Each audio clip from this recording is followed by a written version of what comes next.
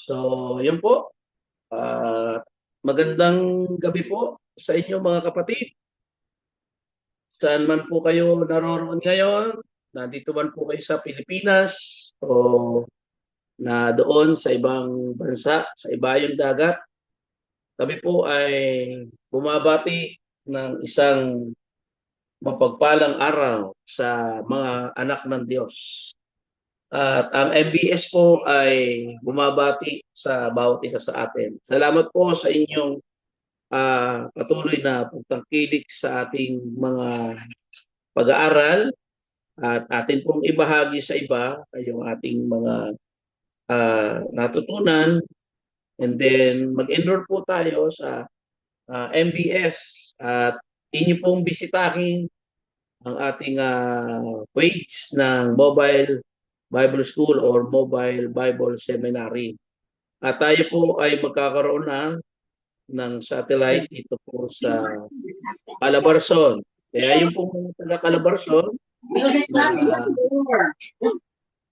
lang po, parang may naka-open. Makiki-close na lang po muna ng ating mga microphone.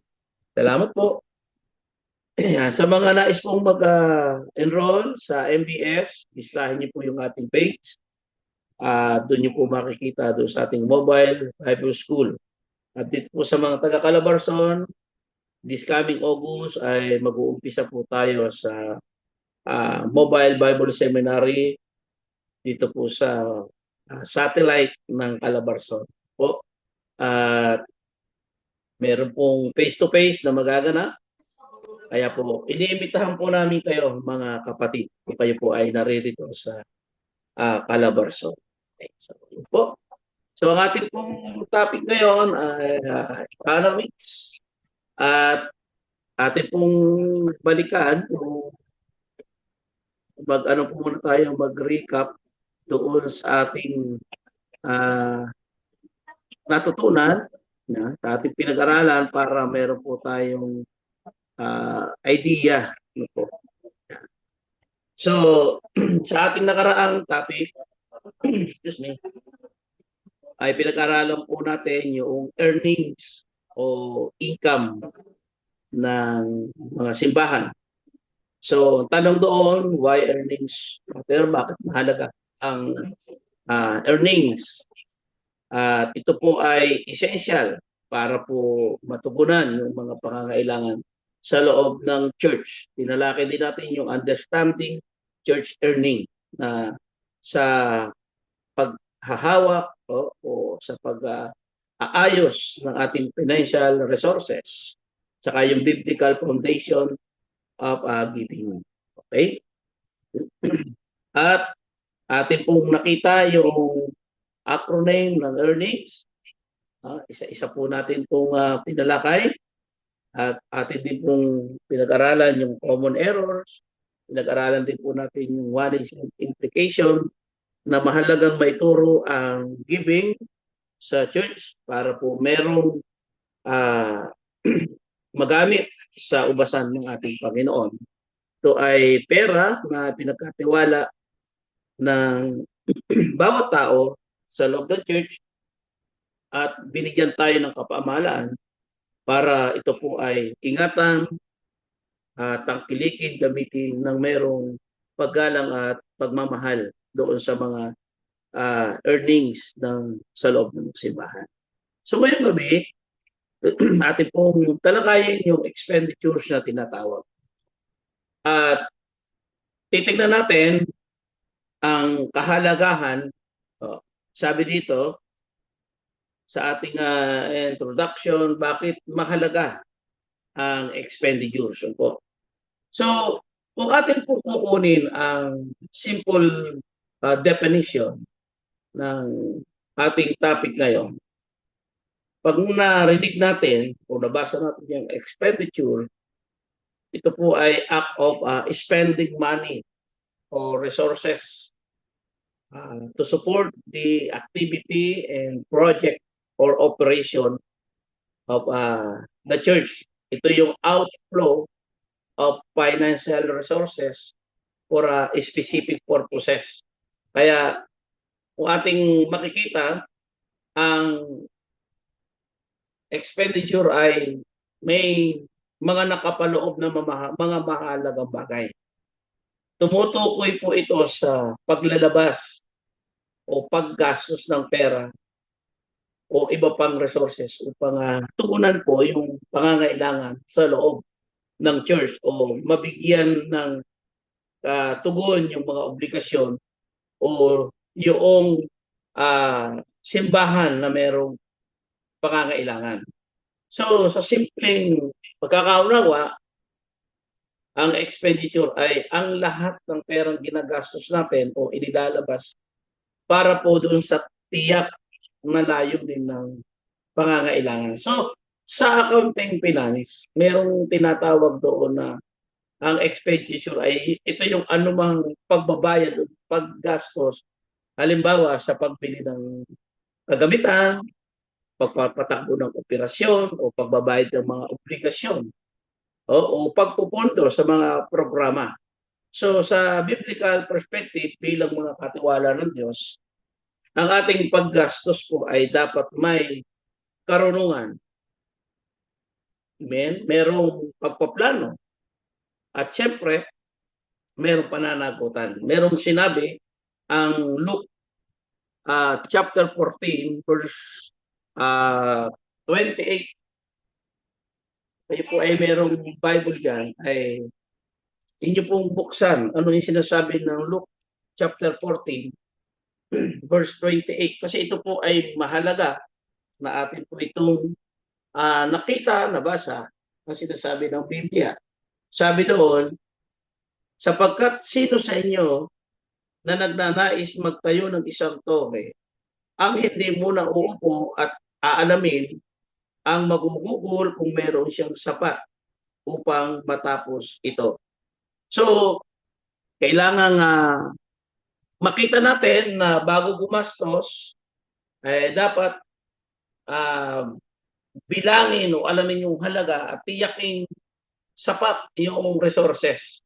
So, para mas ilagay ng tama yung ating mga earnings o yung ating mga resources na pumapasok sa loob ng simbahan.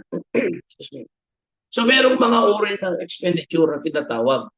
Ito yung capital expenditure, ito yung paggastos doon sa long-term asset tulad ng lupa, gusali, o sasakyan. Meron din tinatawag tayong revenue expenditure. Ito yung operating expenses. Pang-araw-araw na gastusin tulad ng sweldo, kuryente, etc. Meron tinatawag din na personal expenditure. Ito yung mga personal na paggastos o pampamilyang gastusin sa loob ng tahanan. At meron tayong tinatawag na government expenditure. Ito yung gastusin ng pamahalaan para sa edukasyon o sa kalusugan, mga infrastructure at mga iba pang serbisyo publiko. At hindi mawawala rito yung church expenditure. Ito yung gastusin ng simbahan para sa ministries, para sa mission, para sa outreach, para sa pastoral support, at para doon sa maintenance, utilities, at iba pang mga gawain ng Panginoon.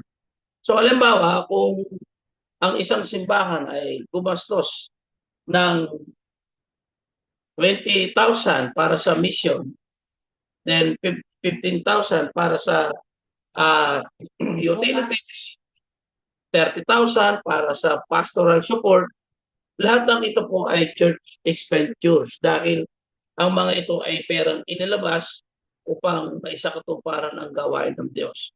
So the key principle, ang bawat expenditure ay dapat may tamang layunin o naaayon doon sa budget at ginagawa ng may integridad at mabuting katiwala. So bilang mga katiwala ng Diyos, hindi lamang po tayo tinatawag para sa paggastos, kundi gumastos ng may karunungan, na may pananagutan at may kalulhatian o sa ikalululhati ng ating Panginoon. So, tanong ko dito, why expenditures matter? Bakit daw po ba mahalaga? Sabi dito sa ating screen, if earning us, how does the church receive resources? Then expenditure us, how the church use them. In a biblical meaning, ito po ay naka-repair doon sa wise and faithful and accountable use of financial and material resources that God has entrusted to His people. So every expense, lahat ng ating ginagastos, mga kapatid, ay mahalagang makita natin na ito po ay dapat naaayon, dapat ay nadudoon yung katapatan, yung mabuting paggastos, dahil ang bawat pisong ginagastos ay dapat magpakita ng ating katapatan sa Diyos at ng ating hangaring gamitin ang kanyang mga pagpapala para sa kanyang kalulatian. So itinuturo ng Bible na ang Diyos ang tunay na may-ari ng lahat ng bagay. So tayo lamang po ay isang katiwala lamang ng kanyang mga pagpapala. Kaya ang bawat paglalabas ng pera ay dapat naaayon sa kalooban ng Diyos o nakabatay sa karunungan o may integridad at may layuning isulong yung kaharian ng ating Panginoon. Kaya ang biblical expenditure ay hindi sinusukat sa laki ng halaga na ginagastos, kundi doon sa layunin. Ano ba yung layunin? Bakit ka maglalabas ng kaperahan? At kasama yung katapatan at pananagutan doon sa paggamit ng ipinagkatiwala ng Diyos. Kaya ang paggastos para sa ministeryo o pagtulong sa nangangailangan o pagpapanatili ng gawain ng simbahan o paglalaan para doon sa mga gastusin panloob ng simbahan ay maaaring magbigay ng kalulatian sa Diyos kung ginagawa ng may tamang motibo. So, sa biblical foundation, ang Diyos ang may-ari, tayo ay katiwala lamang, at sinasabi doon na magplano bago gumastos o gumastos para sa kalulatian ng ating Panginoon. Kaya mahalaga ang paglalabas ng pera dahil ipinapakita nito yung ating puso kung paano natin ito ginagamit, kung paano natin ito inilalagay sa tamang prioridad o tamang paglalaan ng ating kaperahan.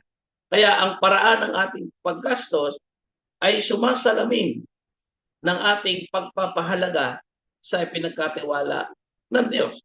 So sa konteksto ng simbahan, ang expenditures ay ginagamit upang suportahan, upang suportahan ang pangangaral ng Ebanghelyo para puntuhan yung mission and evangelism, para tustusan yung mga services na nakapaloob sa loob ng church. At kasama rito yung paglalaan ng pastoral support para sa mga manggagawa at yung panatilihin yung operasyon ng simbahan ay maayos. Kapag ang expenditures ay ginagawa ng may karunungan, quote-unquote, karunungan o katapatan at transparency, nagkakaroon ng tiwala ang kongregasyon at mas nagiging epektibo ang ministeryo. Kaya ang biblical expenditure ay hindi lamang tungkol sa paggastos ng pera, ito ay tungkol sa tapat na pamamahala ng mga resources ng Diyos para sa kanyang kalulatian at sa pagpapalawak ng kanyang kaharian. Kaya kung saan natin ginagastos ang ating resources, doon makikita kung ano ang tunay na mahalaga sa ating puso. Ang isang tapat na lingkod ng Diyos ay gumagastos ng may karunungan, ng may integridad, ng may layunin, na ang layunin ay parangalan ng Panginoon sa lahat ng bagay. So, mahalaga po ang ating mga earning. Kasi ito yung ginagastos natin.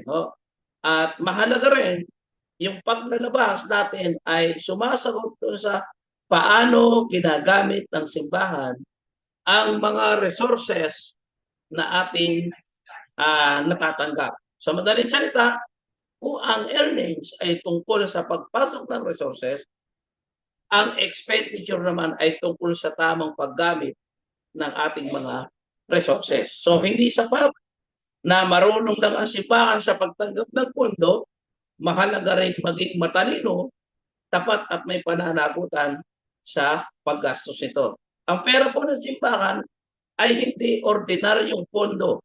Ito ay bunga ng pagsamba. Ito ay bunga ng sakripisyo. Ito ay bunga ng pagtitiwala ng mga mananampalataya ng Diyos. Ang bawat handog, ikapo o donasyon ay ipinibigay bilang pagsunod at pagmamahal sa Panginoon. Kaya naman, ang bawat pisong ginagastos natin ay dapat magamit ng may karunungan upang matiyak na ito po ay nagagamit para sa kalwalhatian ng ating Panginoon. Kaya bilang mga katiwala ng Panginoon, sabi ng 1 Corinthians 4:2, moreover, it is required in stewards that a man be found faithful. Kaya bilang mga katiwala ng Diyos, mga kapatid, ang mga namamahala sa pananalapi ng simbahan ay inaasahang maging tapat, responsable at mapagkakatiwalaan sa paggamit ng bawat resources na pinagkatiwala ng Diyos. May pagkakataon na ito po ay nagiging usapin, nagiging problema o nagiging ang termino natin ay nagiging usap-usapan sa loob ng church yung paggastos ng hindi na ilagay ng maayos sa loob ng kanyang paggastos. Kaya ito po ay paalaala na dapat po ay makita natin yung kahalagaan ng ating resources. Next.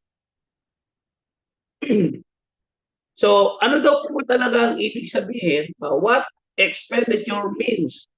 Sabi po diyan, ang expenditure ay tumutukoy sa responsible, matalino at may pananagutang paggamit ng pondo sa simbahan para sa gawain ng ating Panginoon. Hindi lamang ito tungkol sa paggastos, kundi sa maayos na pangangasiwa ng resources na ipinagkatiwala ng ating Panginoon. So, dito po sa Biblia, ang simbahan ay inatasang gamitin ng resources upang ipangaral ang salita ng Diyos, palakasin yung mga mananampalataya, tulungan yung mga nangangailangan, suportahan yung mga manggagawa ng Diyos, pastors, leaders of the church, at padatinihin yung kaayusan sa ministeryo. Kaya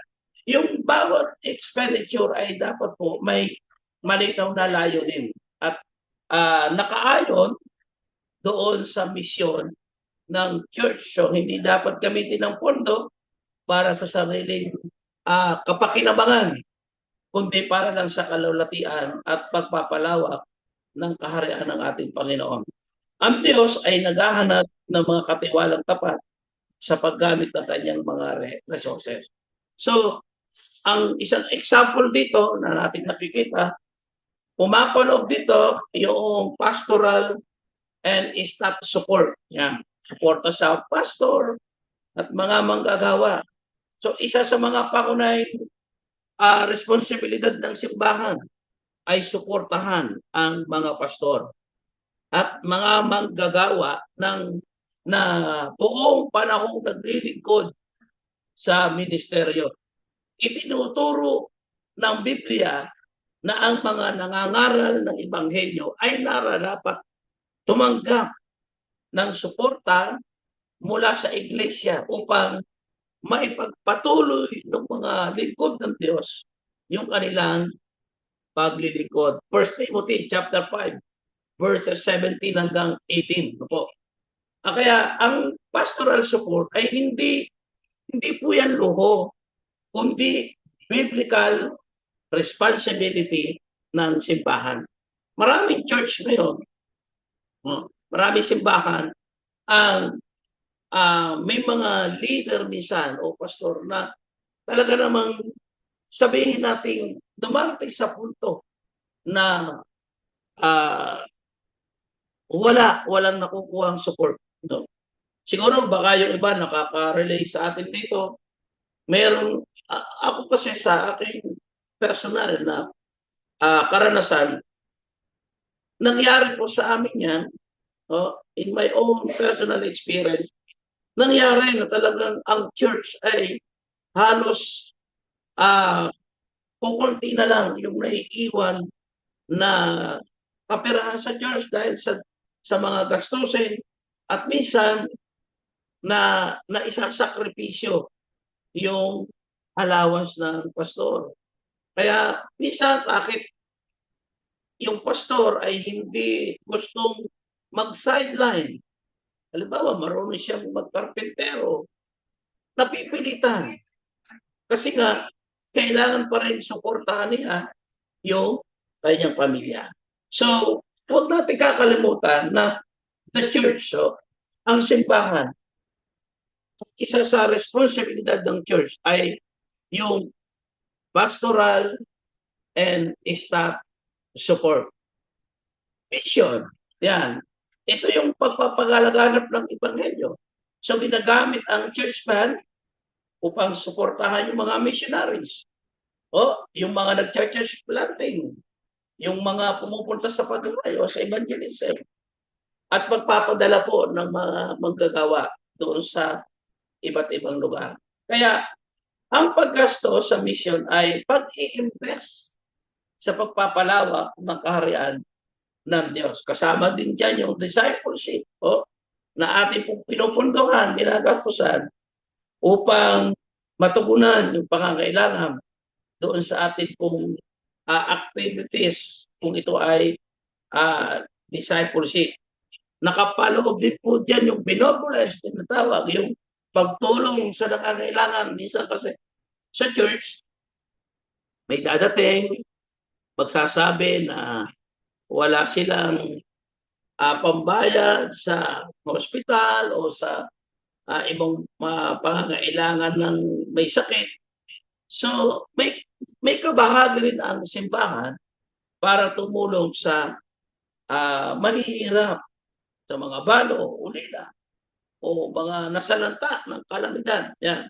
Kami ay nag-benefits dito po sa MBS noong panahon po na may mga bagyo.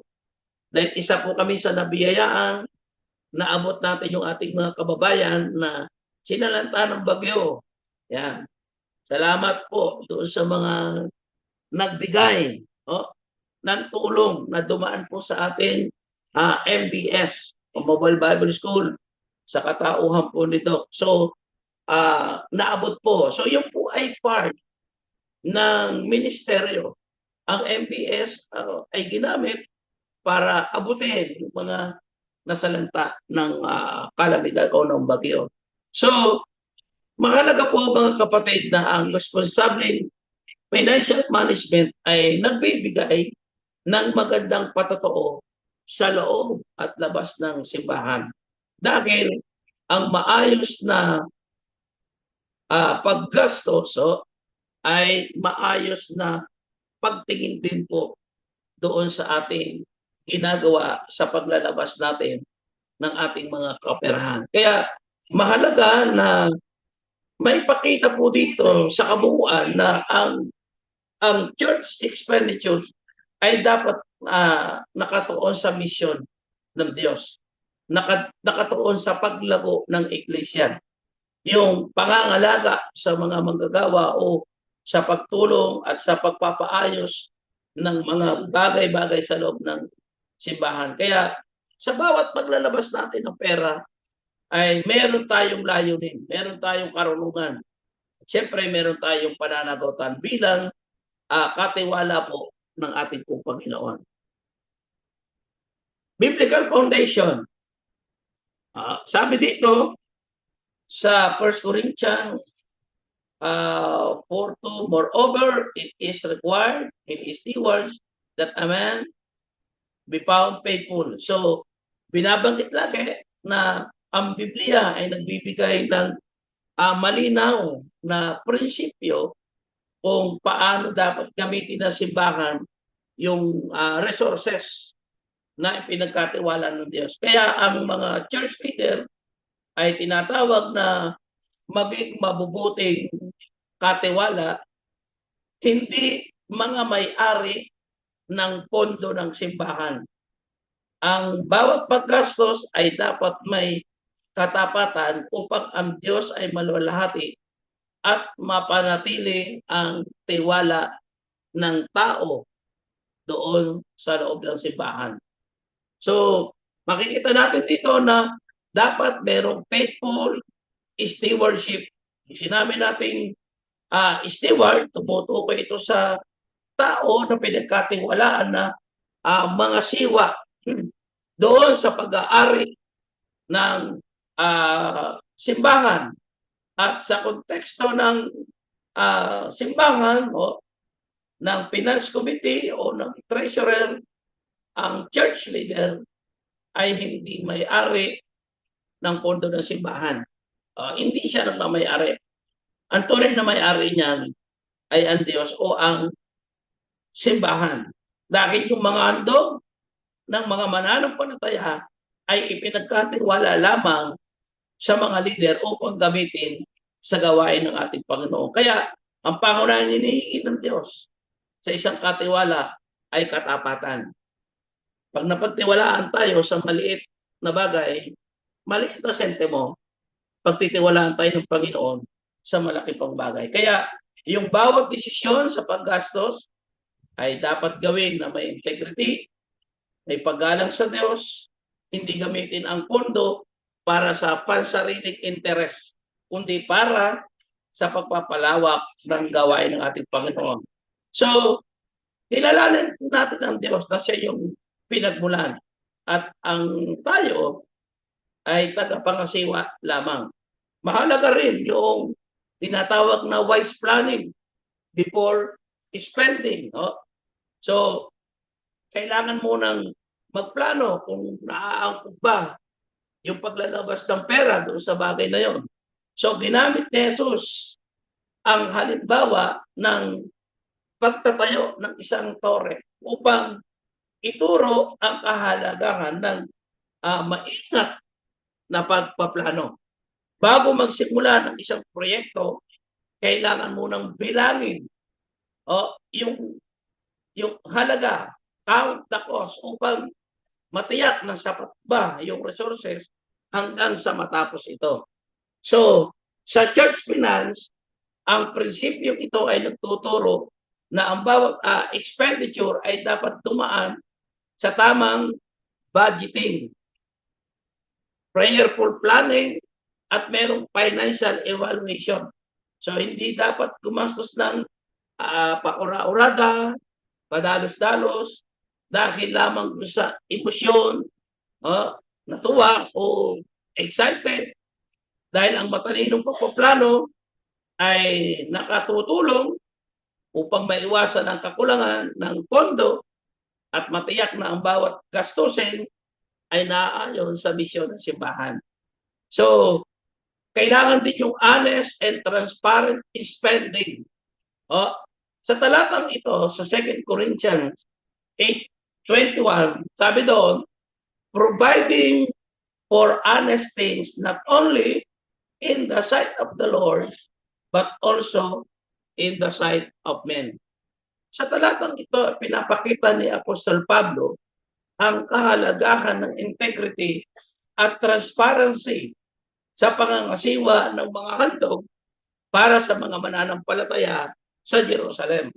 So hindi lamang sapat na alam ng Diyos na tayo ay tapat. Mahalaga rin makita ng mga tao na ang paggamit natin ng pundo ay malinis, tama at mapagkakatiwalaan. Dahil ang church expenditures ay dapat may maayos na accounting, may tamang dokumentasyon, may malinaw na financial report at accountability. Ito ay hindi po dahil sa kawalan ng tiwala, kundi upang mapanatili yung magandang patotoo ng simbahan at maiwasan ang anumang pagdududa o maling paratang. So, ang tatlong bahaging ito na ating nakita ay nagbibigay po ng matibay na pundasyon sa biblical management ng church expenditure. Siyang 1 Corinthians chapter 4 verse 2, nakapaloob dyan yung faithfulness. Luke 14:28, nakapaloob dyan yung planning. And 2 Corinthians 8:21, nakapaloob dyan yung integrity and transparency.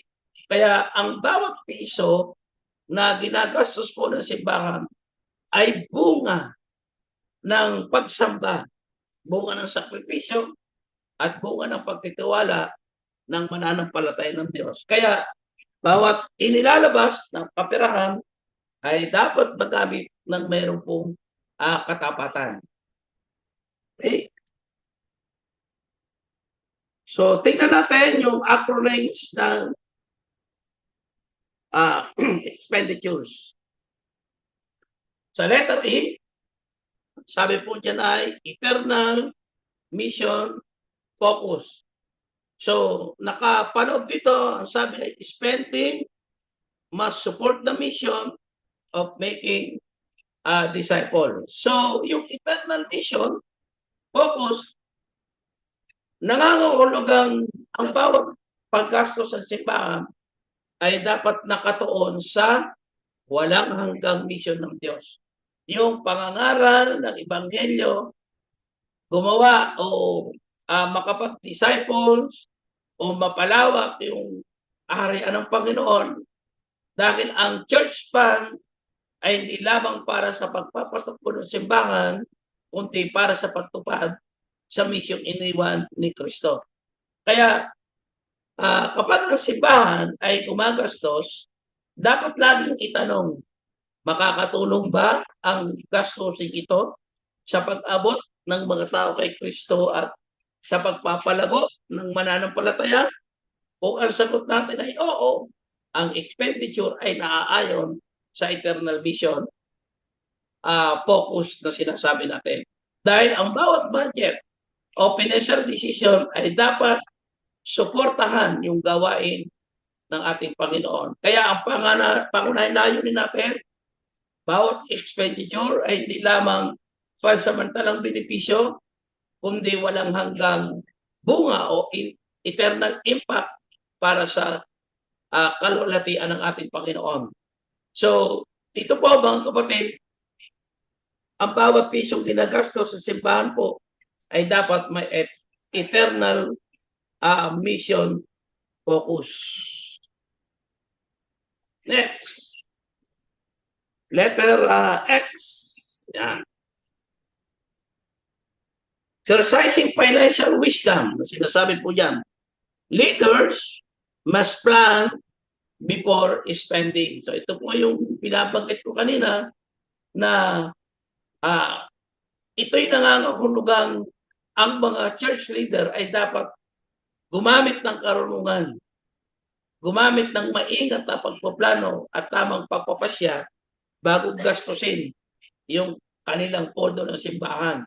Dahil bawat inilalabas na pera ay hindi dapat bunga ng padalos-dalos ng desisyon, kundi ito po ay may tamang pagsusuri. Dahil bilang mga katiwala ng Diyos, hindi tayo tinatawag na basta gumastos dahil may available na pondo, kundi dapat natin tiyakin na ang bawat gastusin ay kinakailangan at naaayon at makapagbibigay ng kapurihan sa Panginoon. Ang financial wisdom na sinasabi natin ay ito yung marunong magplano, marunong magtakda, marunong mag-prioritize, marunong maglaan. Sabi ng Luke 14 at 28. So itinuturo ni Jesus na ang isang matalinong tao ay nagpaplano muna bago magsimula. So sa parehong paraan, ang simbahan ay dapat munang mag-budget, magsuri, bago gumastos upang matiyak na sapat ba yung resources. At dito, kapag masinop at maingat yung pagpaplano, nagdudulot po ito ng kasaganaan. Samantalang ang padalos-dalos na paggastos ay maaaring humantong sa kakulangan. Kaya ano ang makikita natin po dito? Maghanda ng annual and ministry budget bago magsimula ang taon. Huwag gumastos na walang approval o tamang pagpaplano. Siguraduhin na yung bawat expenditure ay naaayon sa vision. Magkaroon ng financial review bago aprubahan yung malalaking gastusin o isaalang-alang yung pangmatagalang epekto ng bawat financial decision. Ang karunungan sa pananalapi ay hindi lamang po tungkol sa pagtitipid, kundi tungkol sa paggawa ng mga desisyong nagpaparangal sa Diyos, dahil ang isang matalinong church leader ay hindi lamang nagtatanong, may pera pa ba tayo? Kundi, ito ba ang pinakamabuting paraan ng paggamit ng resources na ipinagkatiwala ng Diyos? Next, sa letter P, provision for ministry workers. Ito yung responsible financial use. Sinasabi po natin, no? So, those who serve, ito yung provision for ministry workers. Those who serve faithfully should be supported. So, itong provision for ministry worker ay nangangahulugan ang simbahan ay merong biblical responsibility na maglaan ng sapat na suporta para sa pastor. Yung binanggit ko po kanina at sa ibang manggagawa na tapat na naglilingkod sa ating Panginoon. Dahil ang paggastos para sa manggagawa ng Diyos ay hindi lang isang luho o pabor, kundi ito po ay isang biblical investment sa gawain ng ating Panginoon. Kapag ang simbahan naglaan ng suporta sa mga lingkod ng Diyos, pinapakita nito ang pagpapahalaga doon sa kanilang ministeryo. At ang pagkilala na sila ay inilaan ng Diyos upang manguna, magturo, at maglingkod sa kanyang pinangungunahang iglesia. Kaya dapat ang pastor, ang worker ay tumatanggap, nakatatanggap ng isang pagpapalang pinansyal. Hindi dapat ang pastor o ang worker o ang lay minister ay nagpapalimos, nagmamakaawa. Ito po ay obligasyon. In biblical context, so 1 Timothy chapter 5, verse 17 hanggang 18. Sabi doon ay kailangan yung mga manggagawa po ay makatanggap sa kanilang pagpapagal. Kaya isinulat ni Apostol Pablo ang 1 Timothy kay Timoteo, ang batang pastor sa Efeso, upang bigyan siya ng mga tagubilin kung paano pamamahalaan ang lokal na iglesia. Sa kabanata po ito, itinuro ni Pablo yung tamang pagtrato sa iba't ibang grupo ng simbahan, kabilang sa matatanda, sa balo at sa leader ng iglesia. Kaya nang sinabi ni Pablo na mga lead elder na mahusay na namumuno, lalo na yung mga nangangaral o nagtuturo ng salita ng Diyos, ay dapat ituring na worthy of double honor. O ang salitang honor ay hindi lamang tumutukoy sa paggalang kundi pati na rin sa karampatang material o pinansyal na suporta. So ito po ay pinagtibay doon sa kasunod na talata ng banggitin niya yung prinsipyo na the laborer is worthy of his reward. Kaya ipinapakita po nito na ang mga manggagawang naglaan ng kanilang buhay sa ministeryo ay hindi dapat naghihikahos, nararapat na suportahan upang makapagpatuloy na maglingkod ng may kasiyahan sa kanilang paglilingkod sa ating Panginoon. Kaya dito po, sa context ng 1 Corinthians, chapter 9, ipinagtanggol ni Pablo ang karapatan ng mga apostol at mga nangangaral na tumanggap dapat ng suporta mula sa iglesia. Bagamat pinili din minsan ay huwag gamitin ang karapatan nito upang maiwasan yung hadlang sa pangangaral ng ebanghelyo. Malinaw po niya itinuro na itinakda mismo ng Panginoon na ang mga nangangaral ng ebanghelyo ay maaaring mabuhay sa pamamagitan ng ministeryo. Kaya ang prinsipyo ay hindi tungkol sa kung ano yung binibigay sa pastor, kundi tungkol sa paglalaan ng sapat na suporta upang makapaglingkod ng epektibo at tuloy-tuloy ang ministeryo sa Panginoon. Kaya mahalaga po ito mga kapatid na pag-usapan, marinig. Kasi di ba minsan sa atin bilang mga pastor, minsan naiiyak tayo na sabihin, may allowance na ba ako? Naiiyak tayong sabihin na, dagdagan naman ninyo yung allowance namin, kulang. Minsan, kinikimkim na lang natin sa ating puso dahil umiiral pa rin yung ating nahihiya tayo kasi nga hindi tayo ganun eh. Kumbaga, sa Diyos tayo nagtitiwala, sa Diyos tayo umaasa. At ang tao nagtitiwala sa Diyos, kailanman ay hindi napapahiya. Kaya dito po, nawa itong part na ito ay mabigyang pansin ng mga anak ng Diyos na let us support. Suportahan natin yung mga lingkod ng Panginoon. Nakakalungkot isipin. Minsan, kaya dumarating sa punto na mayroong mga lingkod ng Diyos na umaayaw, nagbabakaw. Unang reason, pinansyal. Tapos sa pinansyal na pangangailangan. Pero doon sa mga nagpapatuloy, sa kabila po ng kawalan, kayo po ay pinagpala. Tayo ay pinagpala kasi ang Diyos natin ay mabuti at hindi po yan nagpapabaya. Amen?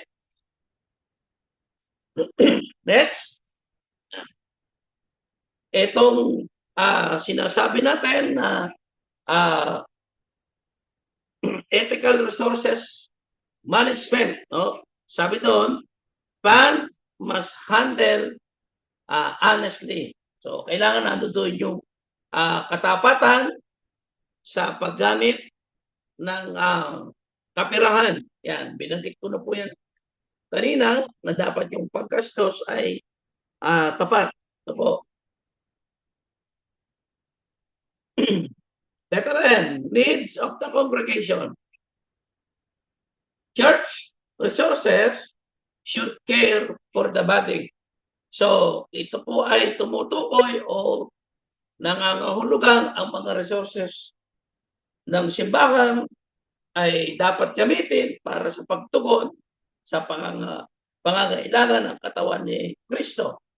At ang iglesia ay hindi lamang lugar ng pagsamba, kundi isang espiritual na pamilya na may pananagutan, na alagaan, palakasin at tulungan ng isa't isa. Kaya kasama dito yung tamang paggamit ng church fund, yung paglalaan para sa programa ng ating Panginoon. So, dito po sa Acts chapter 2, verses 44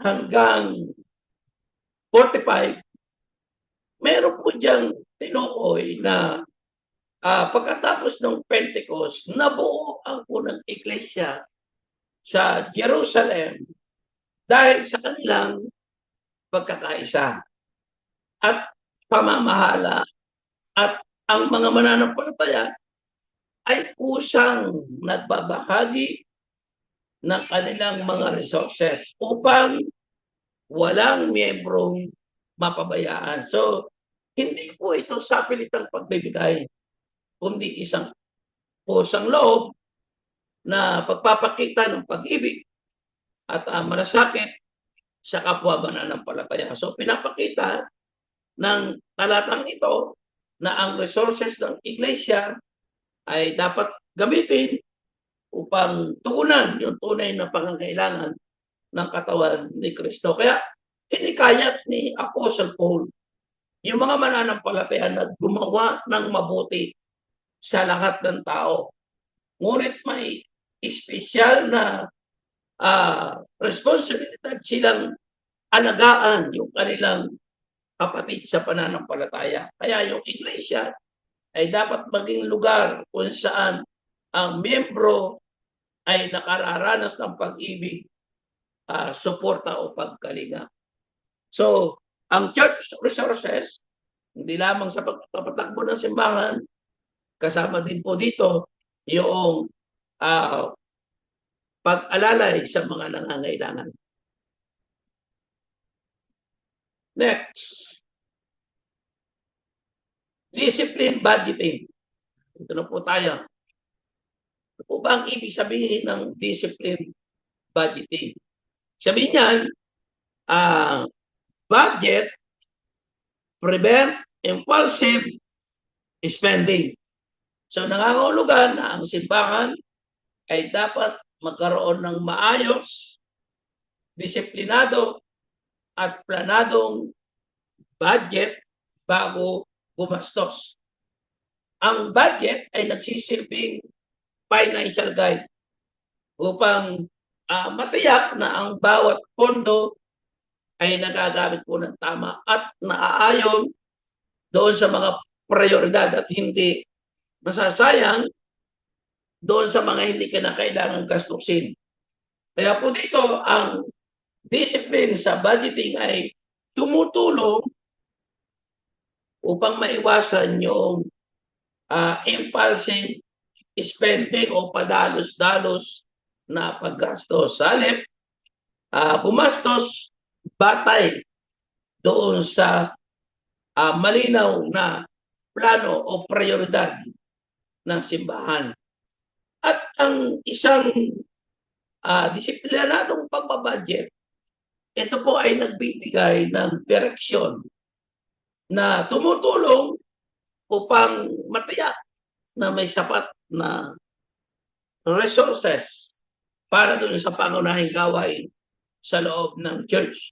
So, sabi doon sa ating binasa kanina, doon sa Luke 14:28, ginamit ni Jesus ang halimbawang iyan ng isang tao upang na nagtayo ng torre upang ituro yung kahalagahan ng pagbabudget o pagpaplano bago simulan po yung proyekto. So dito po, tinuturo ng Kawikaan chapter 21 verse 5 na ang masinop at maingat na pagpaplano ay nagdudulot ng kasaganaan, samantalang ang padalos-dalos na pagkilos kadalasang umahantong sa kakulangan. Kaya ang prinsipyo po ito ay angkop sa church finance. Dahil ang maayos na budget tumutulong upang maging matatag ang pananalapi ng simbahan at maiwasan ang hindi kinakailangang problema. So, yung discipline budgeting ay isang bagay na tumutulong upang magamit po natin ng maayos yung resources na meron tayo. Next, investment in discipleship. So sa letter I, money should strengthen spiritual formation. So, nangangahulugan na yung mga resources po ng simbahan ay dapat gamitin para palakasin yung spiritual formation o spiritual na paglago ng mga mananampalataya. So, ang paggastos ng simbahan ay hindi lamang para sa sagusali, hindi lamang siya para sa kagamitan o operasyon, kundi higit para din po yan sa pagdi-disciple po. Yung pagtuturo, yung paggabay o pagpapalago sa mga tao upang maging tapat at tagasunod ng ating Panginoon. So, ang salitang investment, yan po ay nagpapahiwati ng paggastos ngayon para sa pangmatagalang bunga. Kaya, mahalaga po na nakita natin yung sinasabi ni Apostle Paul na tayo po mahalagang ihanda yung mga mangangaral para sila ay ma-equip para sa gawain ng ating Panginoon. Pinapakita nito na maglalaan tayo ng ating resources para po sa paraan po ng pagdi-disciple.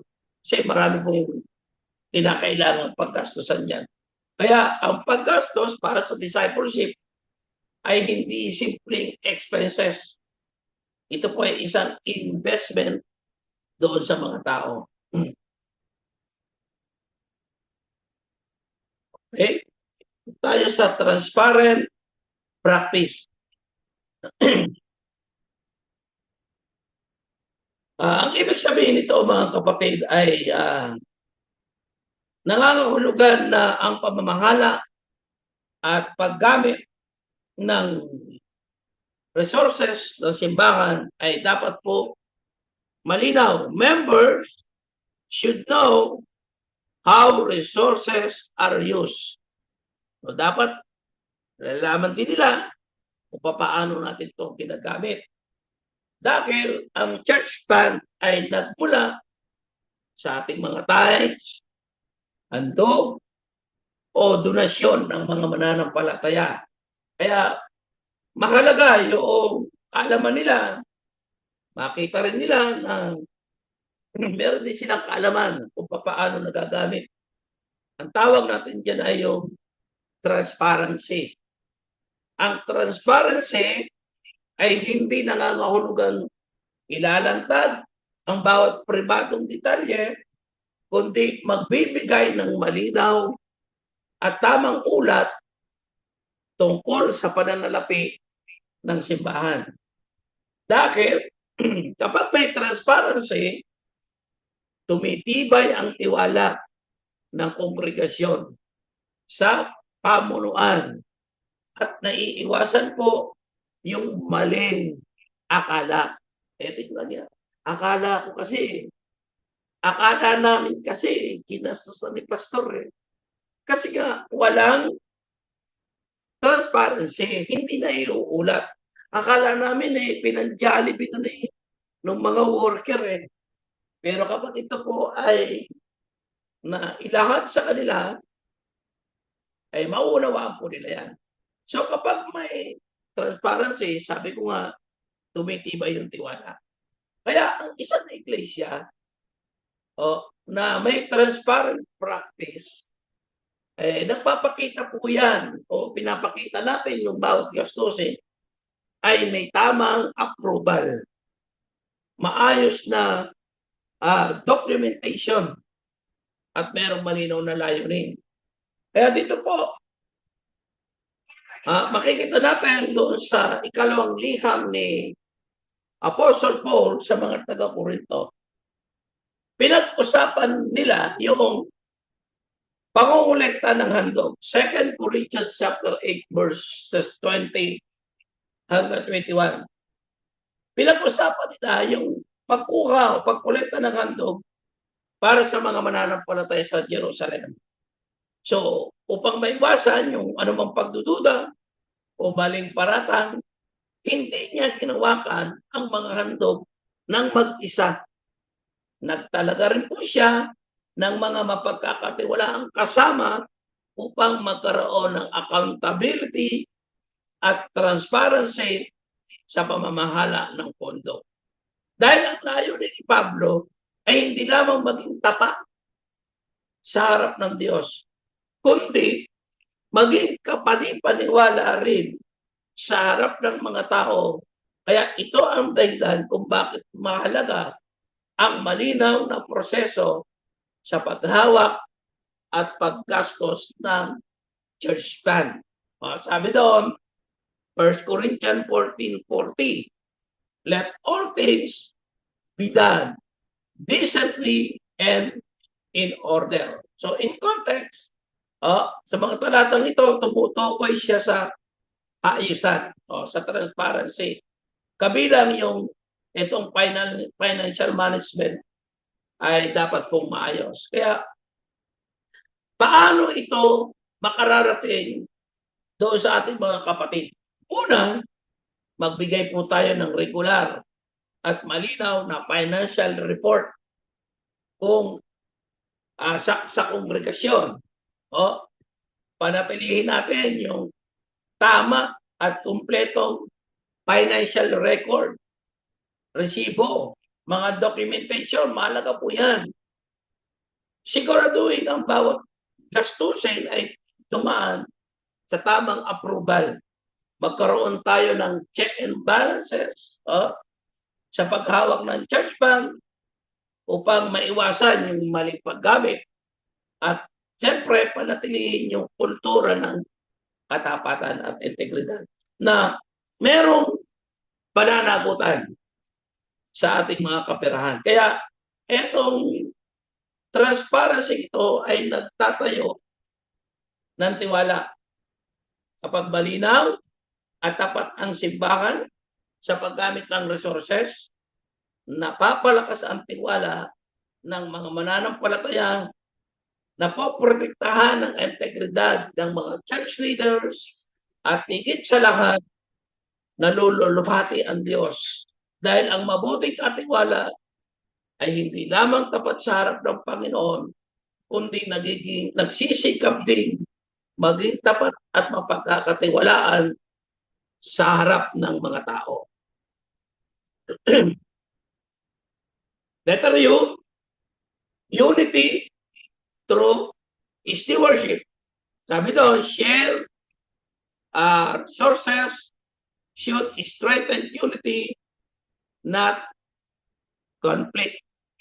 So, itong unity through stewardship ay nangangahulugan yung sinabi ko kanina na maayos at tapat na pangangasiwa ng resources sa simbahan na dapat magpalakas ng pagkakaisa ng iglesia at hindi maging sanhi ng alitan o pagkakahati-hati. Dito kasi minsan, ito kasi yung nangyayari minsan, pag wala yung pagbabahagi ng resources na po, ito yung nangyayari.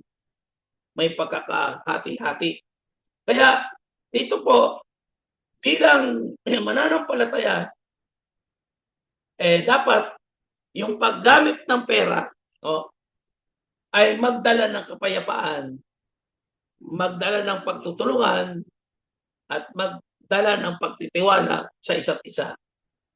Dahil kapag ang church fund ay ginagamit ng may transparency, mas nagkakaroon ng tiwala ang miyembro sa leader.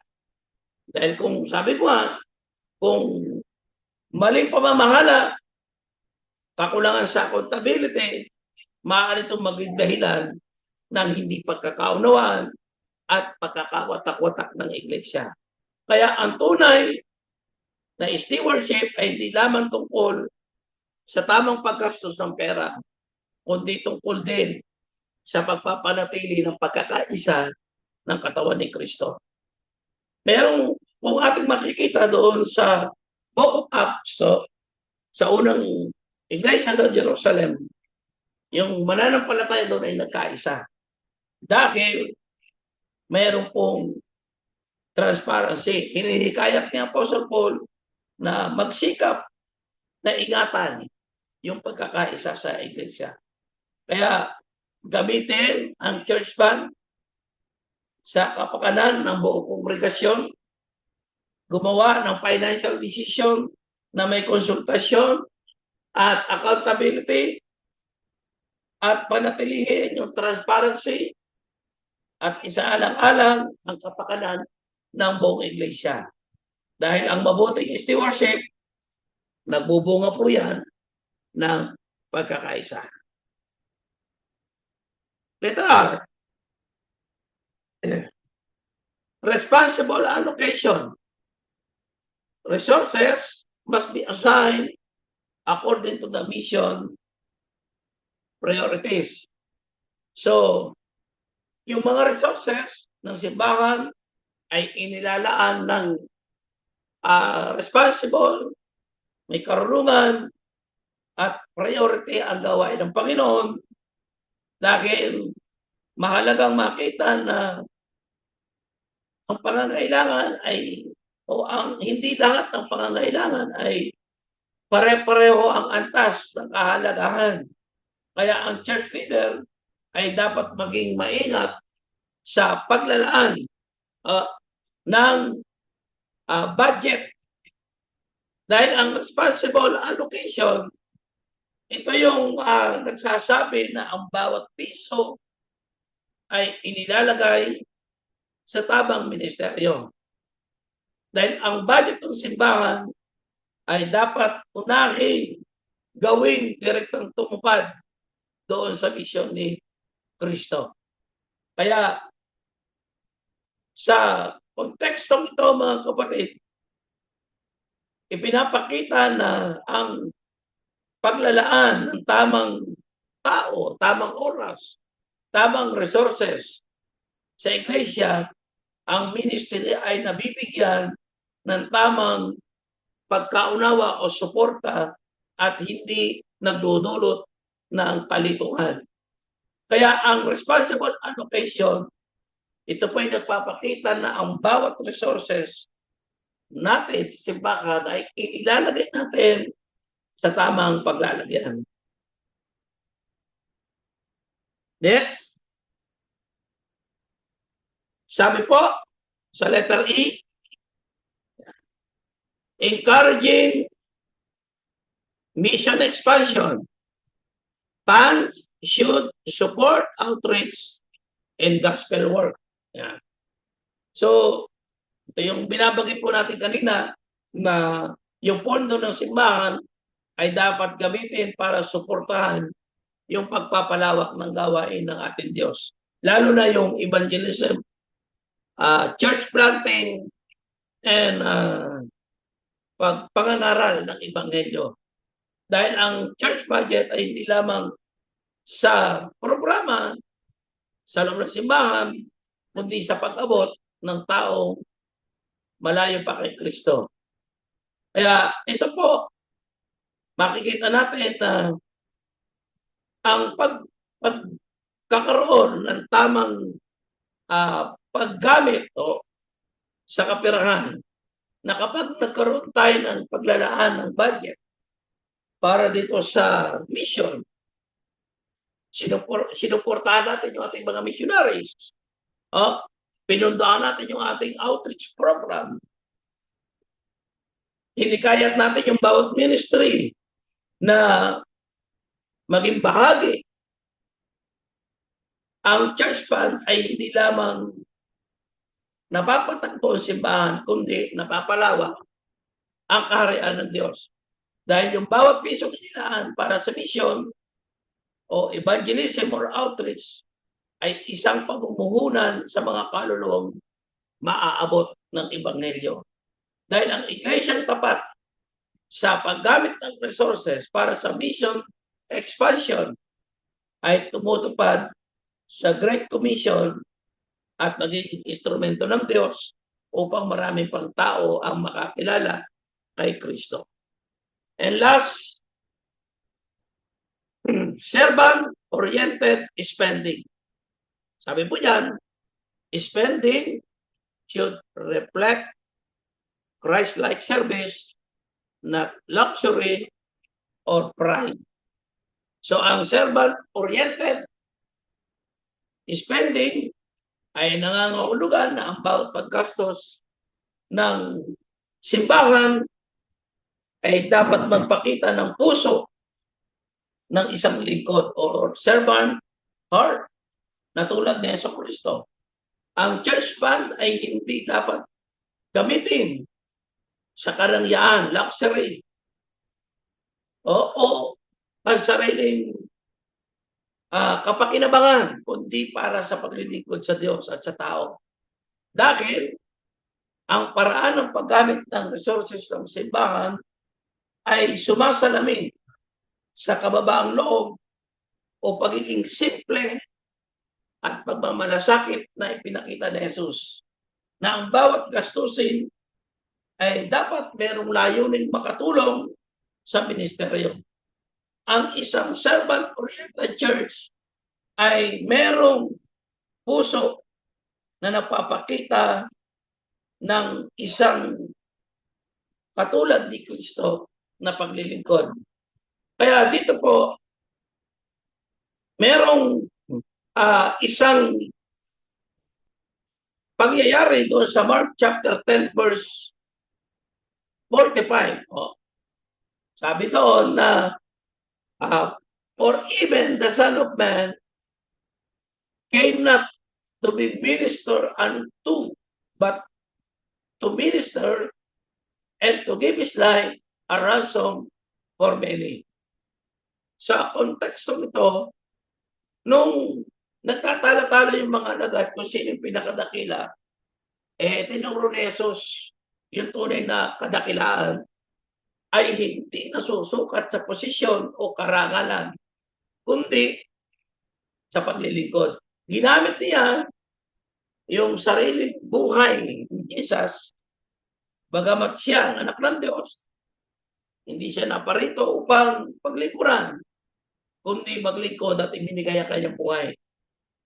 Dahil ang prinsipyo ito ay dapat ding makita sa paggamit ng church fund na ang paggastos sa simbahan ay dapat maglingkod sa mga tao at sa misyon ng Diyos. Hindi magpapakita ng kapangyarihan o karangyaan. Dahil inutusan ni Apostol Pedro, sabi doon sa 1 Peter chapter 5, verses 2 hanggang 3, inutusan ni Apostol Peter na ang mga pastor at church leader na pangalagaan ang kawan ng Diyos ng may kusang loob, tamang motibo, at hindi sila dapat mamuno na parang mga Panginoon, kundi maging mabuting halimbawa sa buong iglesia. Kasama rito ang paraan ng paggamit ng resources ng simbahan, na ang mga leader ay dapat maging huwaran ng kababaang loob, katapatan at pagiging mabuting katiwala sa bawat gastusin. So, ang servant-oriented spending ay nagpapakita na bawat pisong ginagastos sa simbahan ay sumasalamin sa puso ni Jesucristo na dumating upang maglingkod. Kaya ang church resources ay hindi para sa pagpapala niya, kundi para sa paglilingkod, pagpapalawak ng kaharian ng Diyos, at paggastos na nakabatay sa halimbawa ni Kristo. Ito po yung mga common error. Sabi po dyan, churches must avoid, una, spending without prayer, spending based on popularity, overspending on building while neglecting discipleship, hidden financial decision, poor budgeting, depth without wisdom. Pag sinabi natin common error dito sa church expenditure, ang biblical context sabi, bagamat mahalaga ang magkaroon ng sapat na resources, itinuturo ng Biblia na ang paraan ng paggamit ng resources ay kasing halaga rin ng paraan ng pagtanggap nito. Marami simbahan po ang nakaranas ng financial struggles. Hindi dahil sa kakulangan ng pondo, kundi dahil sa maling pamamahala ng kaperahan ng church. Kaya bilang mga katiwala ng Diyos, ang mga church leader ay dapat umiwas sa mga pagkakamaling maaaring makasira sa ministeryo, makapagpahina sa tiwala ng kongregasyon at makahadlang sa misyon ng Diyos. Yung spending without prayer, ito yung paggastos ng walang panalangin. Kailangan bago gumawa ng anumang financial decision, humingi muna ng karunungan sa Diyos. Dahil ang panalangin ay nagpapakita na kinikilala natin ang Diyos bilang ating tagapagtustos at tagapagpayo. Kapag gumagastos ang simbahan ng walang panalangin at paghanap sa kalooban ng Diyos, maaaring magresulta po ito sa maling desisyon at hindi tamang paggamit ng resources. Kaya doon sa bawat gastusin, dapat samahan ng panalangin at pagkakaisa ng church leadership. Sabi diyan, yung spending based on popularity, yung paggastos batay doon sa popularidad, no? So hindi dapat na ginagastos ng simbahan yung pondo upang mapahangalan ang tao o makipagsabayan lamang sa ibang simbahan. Malaki ang church nila. Kailangan ganun din tayo. So ang bawat expenditure ay dapat nakabatay sa kalooban ng Diyos. Kung hindi kaya, huwag sumabay sa uso. Kung ano lang yung sapat, doon lang po ang tamang gastusin. Kaya yung ang tamang budget ay dapat sumuporta sa misyon ng simbahan, hindi sa kompetisyon lamang. Ano po? Kaya mahalaga po ito. Overspending, yan. Yung sobrang paggastos. Sabi diyan, mahalaga naman po ang church building. Mahalaga yan. Ngunit, hindi ito yung pangunahing mission ng church o ng iglesia. Kundi, ang una nating mission ay mag-reach out ng kaluluwa. Kapag malaki yung budget, o di sapat po doon sa church building, pwede yun. Sabi nga hinay-hinay. Ano po? Kaya ang church, mahalaga yan, yung church building. Kasi dyan tayo sumisilong. Tayo nag-worship. Pero mahalaga din nating maunawaan na ang pinakamahalagang investment ng iglesia ay ang mga kaluluwa. Sunod, yung hidden financial decision. So, mahalaga na ang paggamit ng pondo ay hindi dapat lihim.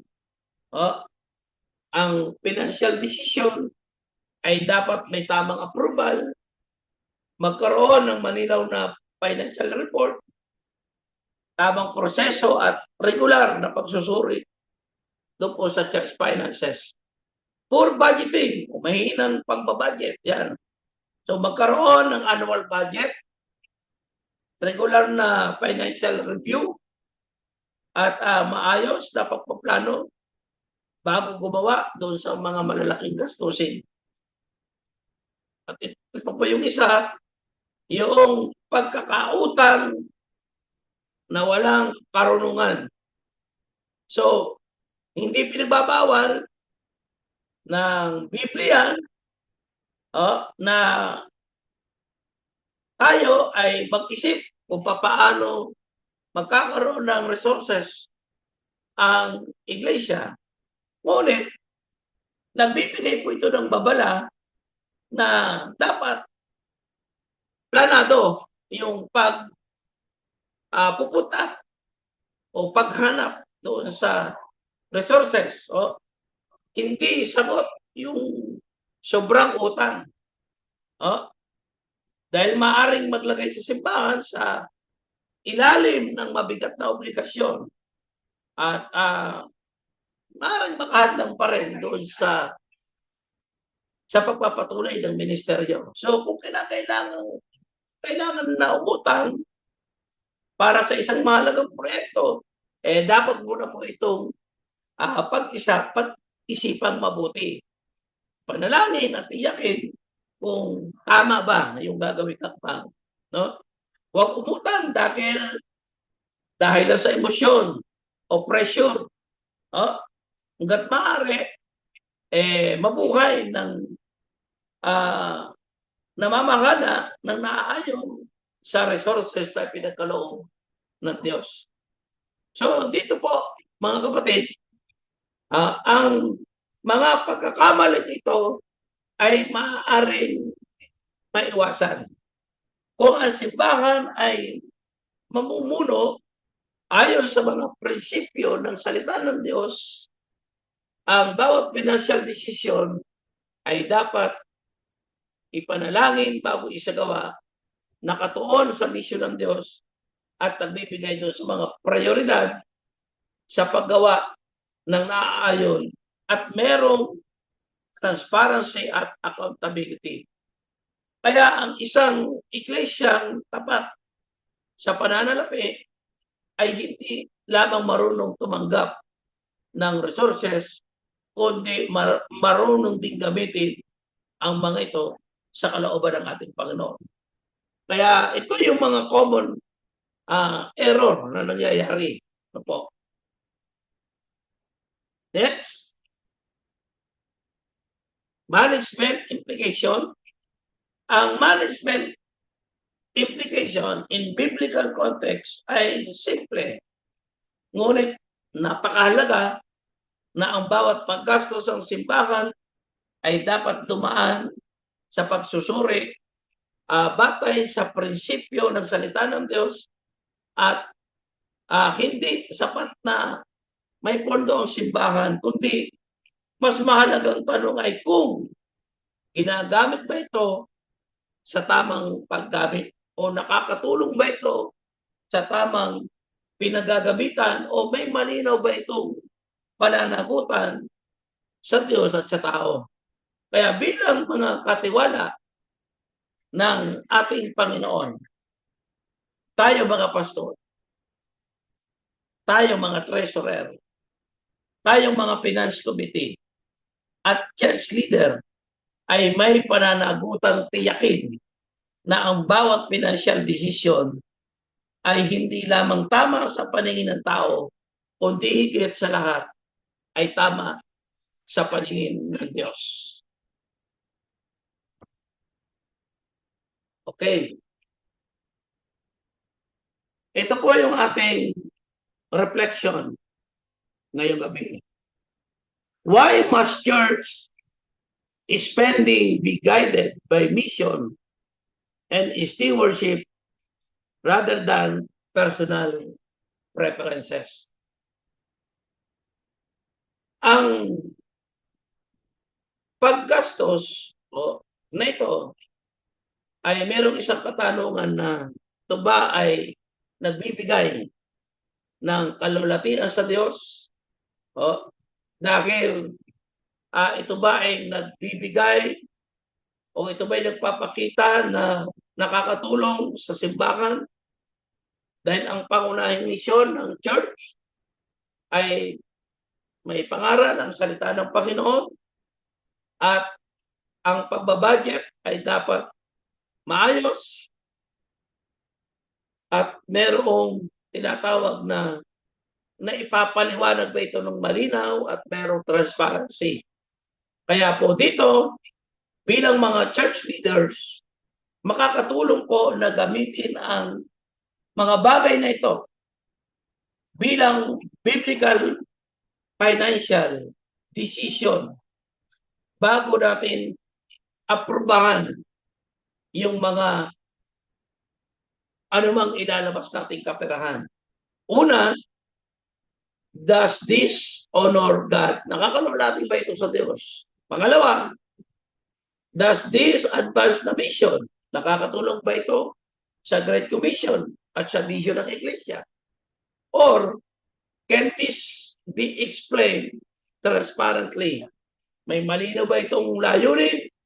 Meron ba itong approval at meron ba itong accountability? So, kung ang sagot sa tatlong tanong na ito ay yes o oo, malamang na ang ating expenditure ay naaayon sa mga prinsipyo ng mabuting stewardship. Ito po yung akin pong iiwan, yung key principle ng ating pinag-aralan. Ang mahusay na pamamahala ng pananalapi sa simbahan ay hindi po lamang nakabatay sa budget o doon sa accounting, kundi sa mga prinsipyong biblikal na ang bawat paggastos ay dapat magbigay ng kalwalhatian sa Diyos, magpalawak ng kanyang kaharian at maisagawa ng may katapatan at transparency. Dahil sa ganito pong paraan, ang Iglesia ay nagiging tapat, nakatiwala ng mga resources na ipinagkatiwala ng Panginoon at napapanatili ang tiwala ng tao sa atin. So, mahalaga na ang church fund ay hindi personal na pera ng pastor, ng church officer, o sino mang miyembro. Ang mga ito po ay resources na ipinagkatiwala ng Diyos sa pamamagitan ng ating mga tithes and offering, kusang loob na pagbibigay ng mga tao. Dahil dito, yung bawat paggastos ay dapat nakaayon sa mission ng Diyos at merong responsibility ng pagiging mabuting katiwala. Hindi sa personal o kagustuhan o interest lang ng isang tao, dahil kundi ang pangunahing layunin ng simbahan ay hindi magbigay ng kasiyahan sa tao, kundi luwalhatiin ng Diyos at ipangaral ang kanyang magandang ebanghelyo. Kapag ang financial decision ay nakabatay lamang sa personal preferences, maaaring mapabayaan ang mga pangunahing gawain ng Iglesia.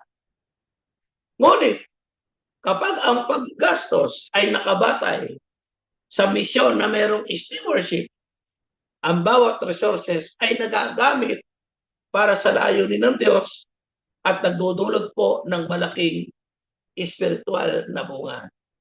Kaya, ngayon pong gabi, mga kapatid, ang church spending ay dapat ginagabayan ng kapangyarihan ng ating Panginoon, na ang mga resources ng simbahan ay ating laging maisip na ito ay pag-aari ng Diyos at ipinagkatiwala lamang sa kanyang iglesia, na ang bawat pisong ginagastos ay dapat magbigay ng kapurihan, kalwalhatian sa ating Panginoon. Kaya ang church budget ay dapat sumunod doon sa kalooban ng Diyos, hindi sa personal na kagustuhan natin. So ngayon po, nawa, may God bless you abundantly as well, na magpatuloy tayo na bigyan ng Panginoon ng karunungan o ng lakas at makapagturo ng tamang paggamit doon sa ating kaperahan. Yun lamang po, at nawa po ay napagpala po tayo ng ating Panginoon. Tayo po ay magwakas sa isang panalangin. Tayo po ay manalangin. Amang Diyos, salamat po sa iyong kadakilaan, sa iyong katapatan. Panginoon, kami ay naririto at amin pong tinalakay yung patungkol sa resources na pinagkatiwala mo sa iyong mga lingkod. Nawa po, Panginoon, kami ay matagpuan na mayroong katapatan sa iyong harapan. Pagpalain niyo nga po, Panginoon, ang bawat leader, bawat membro, bawat iglesia, at nawa po yung mga resources na binibigay mo ay magamit namin ng may kapurihan sa iyong harapan. Kami po ay tulungan mo, Panginoon, na mailayo doon sa mga tukso na maaari at posibleng mangyari kung ang bawat isang lingkod mo ay hindi aasa sa iyong kakayahan. Sa gabi ito, Panginoon, nawa po itong aming pinag-aralan ay hindi lamang mailagay sa aming isipan, kundi mailagay sa aming puso na kami po ay matagpuan mo kahit maliliit na sentabo, malalaking kapirahan. Makita mo kami, Panginoon, na mapagkakatiwalaan. Dahil yung integridad, Panginoon, ay dapat manatili sa iyong mga anak o sa iyong mga lingkod. Salamat, Ama. Pinupuri ka po namin at nawa sa gabi ito, pagpalain mo po ang iyong mga lingkod. Ito po ang aming dalangin sa pangalan ni Jesus. Amen. Amen. Salamat po at pagpalain po tayo ng ating Panginoon.